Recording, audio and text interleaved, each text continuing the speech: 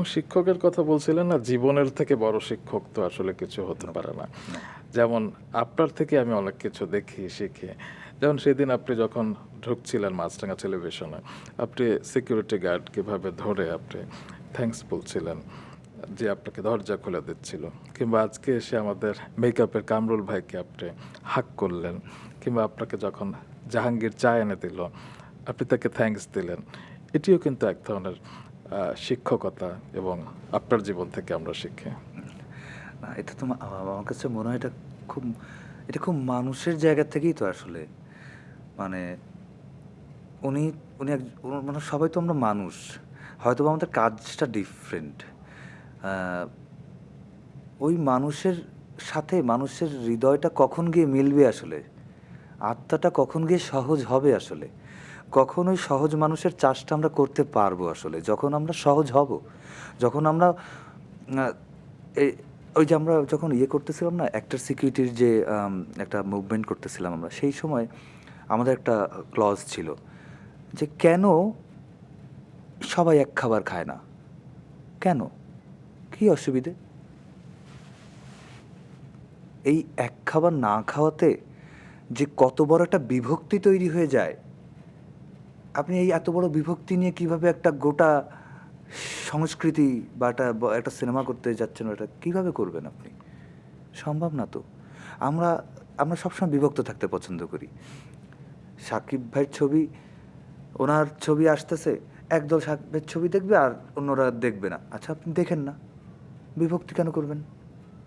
কই এবারে এদের তো দেখলাম যে রকস্টারের টিকিটও দেখছে, টিকিটও কাটছে, পাওয়া যাচ্ছে না, রোহিতের টিকিট কাটছে, পাওয়া যাচ্ছে না, সবাই ভালো কিছু দেখছে। একদমই তাই, বাহ! একদমই তাই।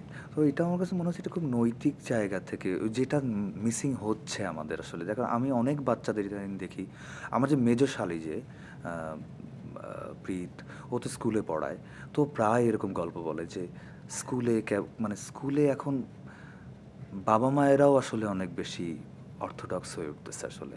সো ওরা বাবা মায়েদের কাছ থেকেই অনেক বেশি শেখে আসলে।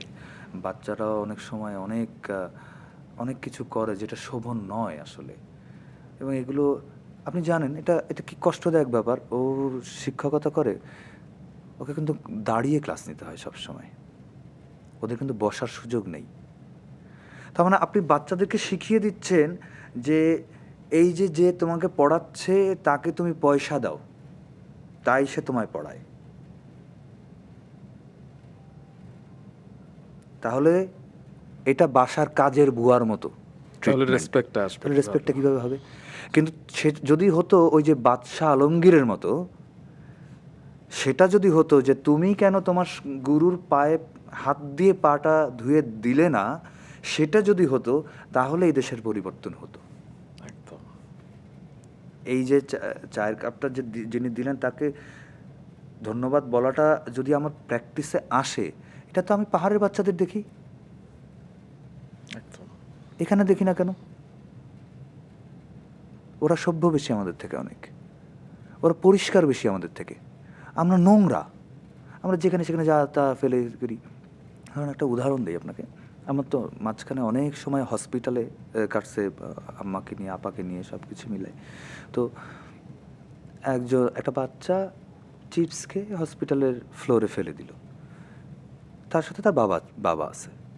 সো উনি করলেন কি, ওনার ছেলেটাকে নিয়ে চলে যাচ্ছেন। আমি ওনাকে বললাম যে এক্সকিউজ মি, আপনি অ্যাটলিস্ট ওকে শেখান যে এটা এখানে ফেলা যায় না, এটাকে ডাস্টবিনে ফেলতে হয়। উনি বললেন এসব করার লোক আছে। This is the perception of us. এবং আমরা বিদেশে গেলে কিন্তু এই কাজগুলো করি না। দেশে এলেই আসলে আমরা এই কাজগুলো কেন যেন করি। আমি কারণ জানি না। আমাদের এটার কোনো উপরে কোনো মেইনটেনেন্স নাই। কখনো আমরা এটাতে কোনো দিন কেউ কখনো জোর দেই নাই আমরা। জোর দেওয়াটা কি, আমরা বলেছি, অনেক ক্যাম্পেইন করেছি, লক্ষ লক্ষ কোটি কোটি টাকার টেন্ডারে ক্যাম্পেইন হয়েছে, পরিচ্ছন্ন রাখুন, এই রাখুন, সেই রাখুন, কিন্তু আমরা কোনো দিন করতে পারিনি, কারণ আমাদের মূল্যবোধগত জায়গায় তো এটা তৈরি হয়নি। এটা হতে পারতো যদি আপনি স্কুলের বাচ্চাদেরকে এঙ্গেজ করতেন এটাতে, একদম। আপনি যদি কলেজের বাচ্চাদেরকে এঙ্গেজ করতেন এটাতে, আপনি যদি বিশ্ববিদ্যালয়ের বাচ্চাদেরকে এঙ্গেজ করতেন এই সমস্ত বিষয়ে। সেটা না করে লেখাপড়ার জায়গাটাকেও আমরা কলুষিত করে ফেলেছি শুধুমাত্র সোশিও রিলিজিয়াস পলিটিক্সের কারণে।